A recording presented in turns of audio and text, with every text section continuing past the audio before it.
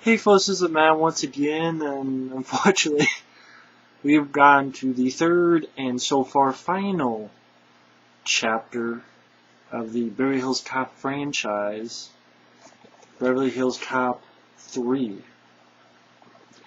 Now, previously I've said how much I've enjoyed these two films, Beverly Hills Cop 1, Beverly Hills Cop 2.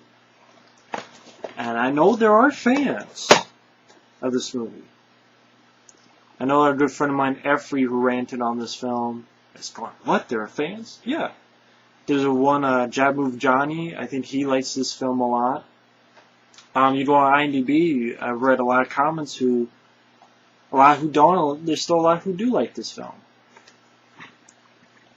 Now the film, it was made in 1994, 10 years after the original. Basically, about 7 years after Part 2. And career-wise, Eddie Murphy's was sort of going downhill. Let's see, he had made Coming to America, which did alright. Then he made Another 48 Hours, which I always enjoyed Another 48 Hours. And I always thought that was a hit. Because I read up on numbers, and they said it made like $80 million. And it cost like $30–40 million. And I'm like, how is that a flop? It made about the same amount of money as the first films. Maybe that's what. But I'm like, how is that a flop if it cost 40 and made 80? So I don't know numbers, I guess.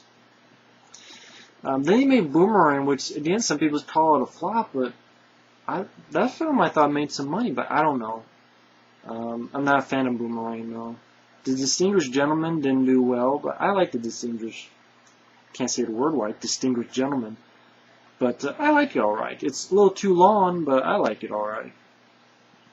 But then he made this film, Beverly Hills Cop 3. I know they're fans, and okay, do I hate this movie with every fiber of my being? No. Do I think it's as bad as, say, the Fog remake or Karate Kid Part 3 or other stuff? No. Otherwise, I would be ranting and screaming my head off like Karate Kid Part 3.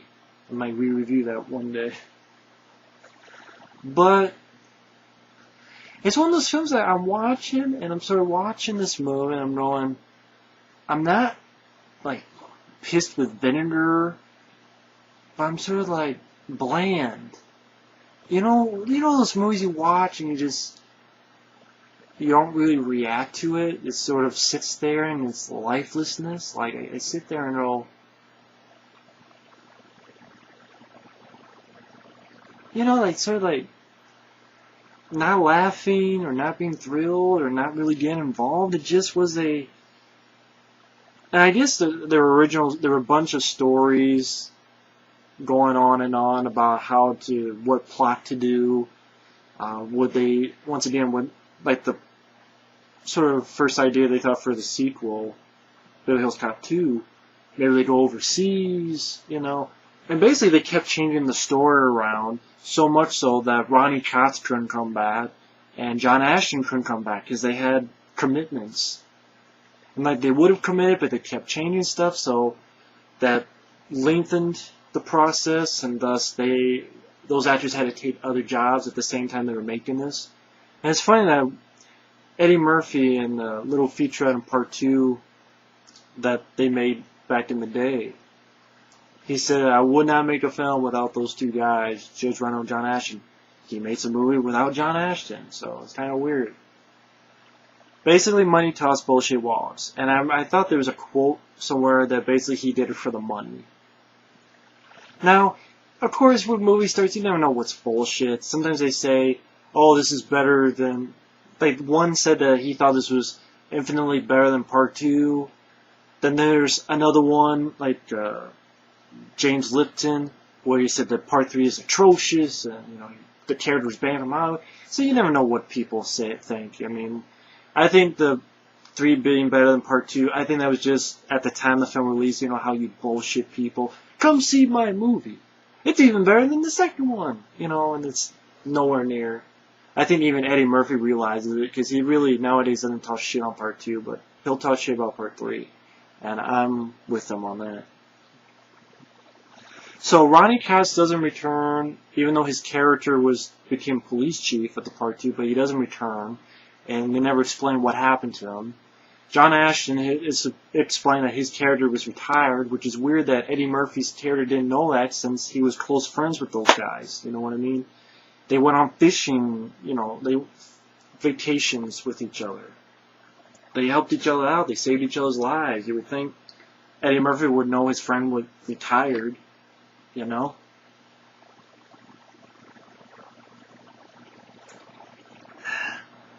So I had to get some Elmer brain juice so I can get high. And if anyone picks up that reference, kudos to you. But Beverly Hills Cop 3, I know I'm sort of lagging on the review, like, come on, get to the point. But, it's film I don't hate, but I don't like it at all either. It just sits there. In the beginning, once again, a friend of Eddie Murphy's gets killed, shot. Thus, Eddie Murphy has to follow the killer to Beverly Hills. I'm like, really? For the third fucking time? Okay, part 2, I went, okay. But for the third one, you do the same fucking routine? Like, really? A friend of his gets killed, and once again he goes, this is lazy script writing. I mean, the motherfucker who wrote this, Stephen E. D'Souza, I don't know what's up with this guy, because sometimes, like, I believe he was the guy who helped write Die Hard. But he's also the guy who directed Street Fighter, the movie with Van Damme. So, that guy is like, when he works, and when he doesn't, it really fucking doesn't. I guess their sort of idea for this film was to sort of make it Die Hard in an amusement park. And I know a lot of people hate the amusement park idea, and I don't blame them, but I thought, that's a cool idea. Die Hard in an amusement park with all these rides. Like, I would imagine, like, okay, you get on a roller coaster, and then boom, it goes, and it cannot be stopped, and it goes faster and faster, and you have to find a way. You can't fuck with the controls, otherwise it blows up. Kind of like the movie Speed. Actually, didn't Speed come out around the same time as this film? It was 94, 95. It was one of those times.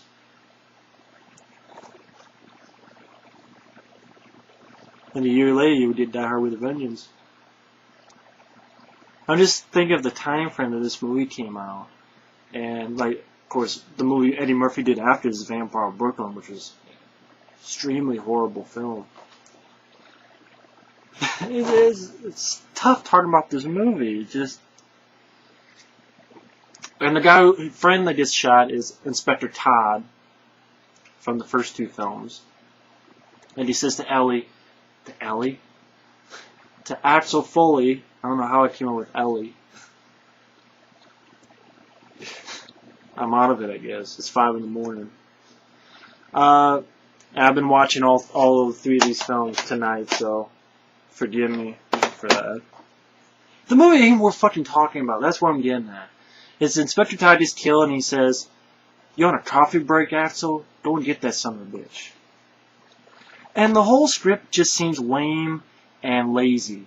Like, the big tagline for the movie is, it's on. On May blah blah blah, because it was summer release. It's on. I'm like, really? That's all you could come up with? It's on? Wow.